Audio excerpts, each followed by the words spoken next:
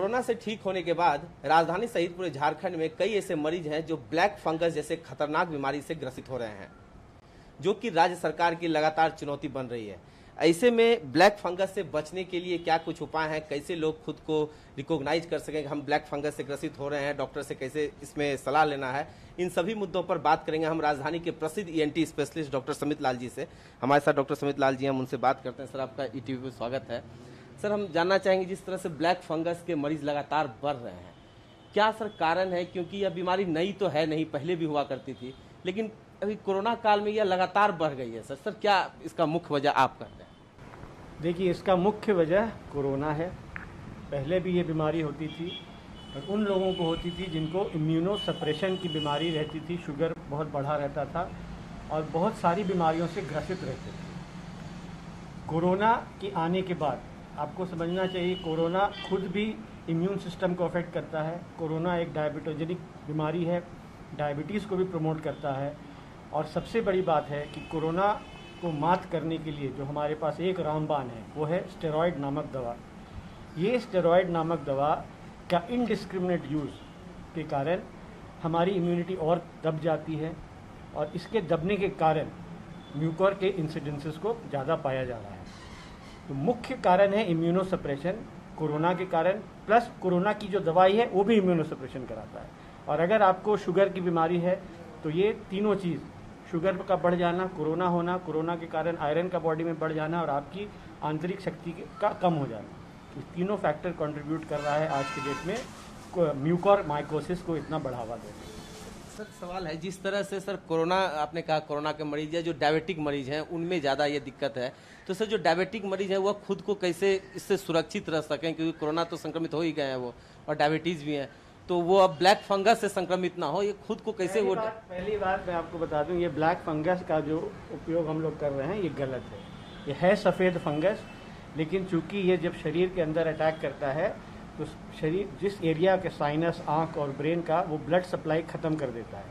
तो blood supply ख़त्म होने के कारण टिश्यू काला हो जाता है, इसलिए इसको लोग ब्लैक फंगस बोल रहे हैं, लेकिन ये ब्लैक फंगस नहीं है, ये है सफ़ेद फंगस। खैर, ये एक बात हुई। दूसरा जो आप बोल रहे, शुगर का कंट्रोल रखना कोरोना की इन्फेक्शन के दौरान, या तो अस्पताल में या तो घर में आप खुद से इलाज कर रहे हैं, अत्यंत आवश्यक है। शुगर को कंट्रोल करके रखेंगे तो आपको 99% चांस है कि कोरोना से के कारण म्यूकोर का इन्फेक्शन नहीं हो। सर, एक और है कि जिस तरह से सर लोग, जिसको आप वाइट फंगस कर रहे हैं या लोग जान रहे हैं ब्लैक फंगस के रूप में, इसमें लोगों की आंखें चली जा रही है, तो आंखों को कैसे लोग बचा सकें? कब तक वो डॉक्टर के पास आ जाएं? उन्हें क्या ऐसा सिम्टम हो, इसको लेकर सर क्या कहेंगे सर आप? हाई डिग्री ऑफ सस्पिशन है ना, क्योंकि ये आंख से स्टार्ट नहीं होता है बीमारी, लेकिन जब आपको आंख में दर्द होना शुरू होता है, जब आपका आंख लाल हो जाता है, जब आपको आंख में सिम्टम आता है, तब आप डॉक्टर के पास जा रहे हैं, वो भी आंख के डॉक्टर के पास जा रहे हैं। आपको ये सिम्टम नाक से शुरू होगा, नाक आपका जाम हो गया, नाक से डिस्चार्ज आने लगा, एक साइड हेडेक होना शुरू हुआ, और आप डायबिटीज़ हैं, आप कोविड के बाद कोविड इन्फेक्शन आपको हो चुका है, तो तुरंत आपको एक नाक कान गला के डॉक्टर के पास जाके अपनी नाक का जांच कराना चाहिए। अगर ये शुरुआत में पकड़ा गया नाक के ही अंदर, तो ये आँख तक नहीं फैलेगा और आपका आँख बच जाएगा, लेकिन वही लेट हो रहा है। लोग आँख के डॉक्टर के पास पहले जा रहे हैं, तब तक आँख में घुस गया है बीमारी। एक बार आँख में घुस गया बीमारी, आँख बचाना नामुमकिन है। तो सर लोग नाकों में जब, तो नाक किनके पास, किनसे सलाह लें ऐसे समय? नाक के डॉक्टर हैं उनके पास जाके एंडोस्कोपी करके देखना होगा, अंदर में कोई फंगस का बॉल तो नहीं है, या अंदर में कालापन तो नहीं शुरू हुआ। जो ब्लैक फंगस का काम है, काला कर देता है अंदर का म्यूकोजा, वो दिख जाएगा। तो नाक का नेजल एंडोस्कोपी आप कराएंगे, नाक का कालापन दिख गया, आपको तुरंत सस्पिशन होगा, एक MRI इसका जांच है, उसको कराना है इमीडिएटली। MRI में समझ जाएगा क्या डिजीज़ है, और तुरंत इसको ऑपरेशन करके जितना फंगस है उसको निकालना होगा।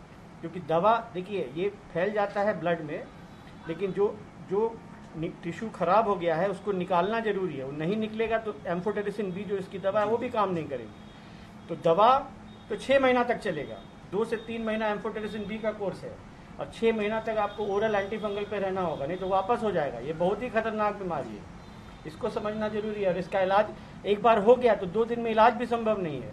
इलाज अस्पताल के अंदर 2 से 3 हफ्ते का है।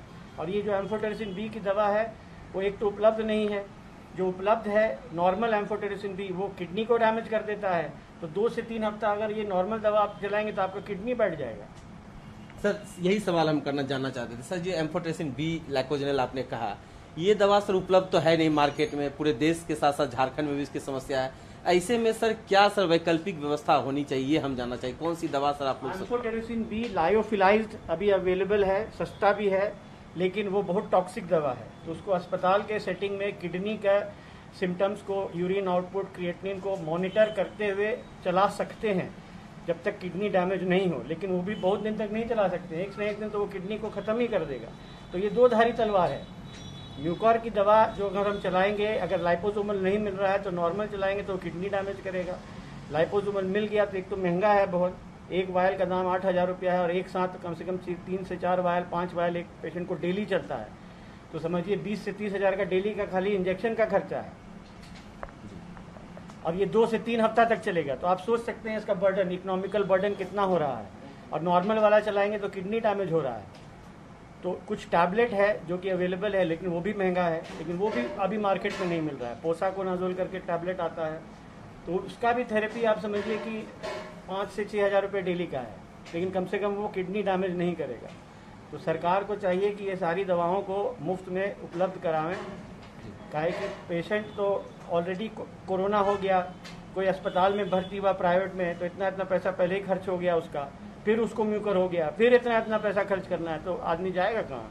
सर एक सवाल है सर, जिस तरह से सर राजधानी में अभी तक दर्जनों मरीज मिल चुके हैं, आपने भी कई मरीजों का इलाज किया है, कुछ एक मरीजों की मौत भी हो गई है।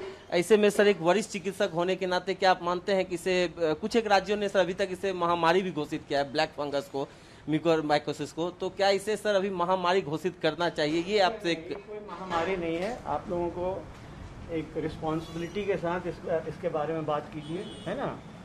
रिस्पॉन्सिबिलिटी के साथ इसको डील कीजिए। ये कोई महामारी नहीं है, सबसे बड़ी बात इसको समझना है ना। ये नॉर्मल युवक को नहीं होगा। कृपया इस मिथ्या को ना फैलाएं कि यंग आदमी उसको म्यूकोर हो गया, मर गया। नहीं हो सकता, इम्पॉसिबल है ना। नॉर्मल आदमी को कोरोना का इन्फेक्शन होगा, डायबिटीज़ अगर उसको नहीं है तो उसको म्यूकोर की बीमारी नहीं होगी। इस बात को कृपया करके बताएं लोगों को, और इसको पैंडेमिक, एंडेमिक और ऑल टाइप्स ऑफ एंडेमिक मत बनाइए। ये उन्हीं को होगा जिनको शुगर की बीमारी है और कोरोना के उपचार के दौरान स्टेरॉयड पड़ रहा है। स्टेरॉयड पड़ने के बावजूद उनका शुगर को कंट्रोल नहीं किया जा रहा है। दूसरा चीज़, इनजुडिशियस यूज़ ऑफ स्टेरॉयड। स्टेरॉयड जरूरी दवा है, लेकिन जिस दिन कोरोना का इन्फेक्शन आपको RT-PCR पॉजिटिव आया, उस दिन से स्टेरॉयड खाने की आवश्यकता नहीं है। ये लोग घर में बैठ के कर रहे हैं। ये सबसे बड़ा इस महामारी का कारण, इस जो रिसर्जेंस ऑफ म्यूकोर, नॉट महामारी नहीं, रिसर्जेंस ऑफ म्यूकोर है, उसका कारण है। घर में अपने मन से स्टेरॉयड का सेवन न करें। स्टेरॉयड तो रोड पे मिलता है, लोग को RT-PCR हो गया, कोविड जाता है, स्टेरॉयड खा लेता है क्योंकि डर है, भय है। वैसा मत कीजिए, है ना। स्टेरॉयड जा करके रोड से उठा के मत खाइए। स्टेरॉयड कब देना है और कितना दिन देना है, ये जो कोरोना के जो डॉक्टर हैं उनको बहुत अच्छे से मालूम है। कितना लेवल ऑफ इन्फ्लेमेटरी मार्कर बढ़ेगा, CT में जब फाइंडिंग आएगा तो 4 से 5 दिन के लिए स्टेरॉयड दिया जाता है, फिर बंद कर दिया जाता है। तो इनडिस्क्रिमिनेट यूज़ एक सबसे बड़ा कारण है। जो भी जा रहा है अपने से स्टेरॉयड खरीद के खा ले रहा है, उसमें शुगर बढ़ जा रहा है, घर में आप मॉनिटर नहीं कर पा रहे हैं।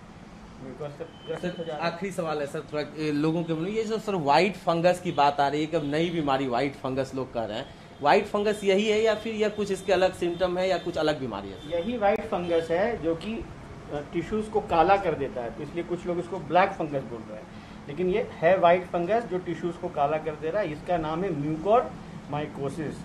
म्यूकोरमाइकोसिस एक ऐसा फंगस है जो अभी इस एटमॉस्फेयर में है, हम और आप सब अपने अंदर ले रहे हैं।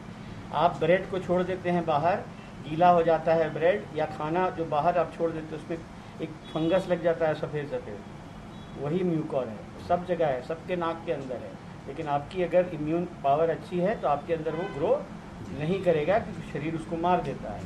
तो आपका जब इम्यून सिस्टम खराब होगा तभी ये आपको ग्रसित करेगी। तो बिल्कुल डॉक्टर साहब थे, डॉक्टर ENT स्पेशलिस्ट हैं डॉक्टर समित लाल जी, जो राजधानी के प्रसिद्ध डॉक्टर। इन्होंने बताया कि यह जो बीमारी है निश्चित रूप से खतरनाक है, लेकिन जो लोग सचेत रहेंगे, जो डायबिटीज के मरीज नहीं है और जो स्टेरॉइड जैसी दवाइयों का बेवजह यूज कर रहे हैं बिना डॉक्टरों की सलाह की, उन्हें कहीं ना कहीं यह बीमारी होने का खतरा होता है। और जो व्हाइट फंगस की बात हो रही है, इसी को व्हाइट फंगस भी कहा जाता है, और इसके लिए लोगों को सचेत रहने की जरूरत है। और सरकार को से भी अपील करते हैं हम लोग कि जो दवा है, जो दवा उपलब्ध नहीं हो पा रही है, वह दवा की उपलब्धता कराई जाए, ताकि जो लोग ग्रसित हो रहे हैं वह उन्हें जल्द से जल्द राहत मिल सके। अपने सहयोगी परमानंद के साथ मैं हितेश कुमार चौधरी, ईटीवी भारत, रांची।